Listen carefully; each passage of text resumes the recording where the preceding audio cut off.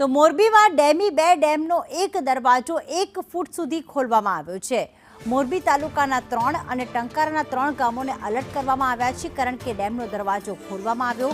Check dam ભરવા માટે ડેમી 2નો એક દરવાજો ખોલાયો છે, જેના જ કારણે નસીબપર, નાના રામપર અને મોટા રામપર ગામને એલર્ટ કરવામાં આવ્યા છે।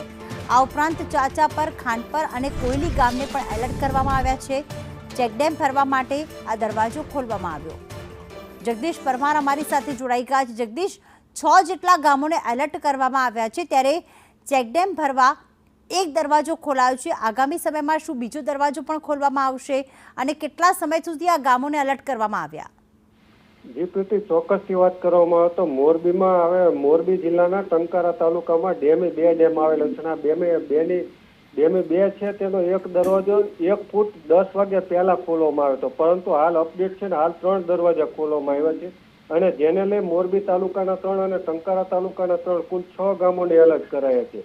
જેમાંની વાત કરીએ તો ટંકારાના નસીબપર, નાના રામપર અને મોટા રામપર, મોરબી તાલુકાના ચાચાપર, ખાનપર અને કોયલીને એલર્ટ કરાયા છે। આમ તો આ જે દરવાજા છે 3 જે અત્યારે ખોલવામાં આવ્યા છે તે ચેકડેમ ભરવા માટે ખોલવામાં આવ્યા છે, પરંતુ હાલમાં મોરબીમાં જે ટંકારા તાલુકામાં જે આવેલો છે ડેમી 2 ડેમ, તેના 3 દરવાજા હાલ ખોલવામાં આવ્યા છે, તેને લઈ હેઠવાસના 6 ગામોને એલર્ટ કરવામાં આવ્યો છે। પ્રીતિ, આભાર જગદીશ તમામ વિગતો માટે।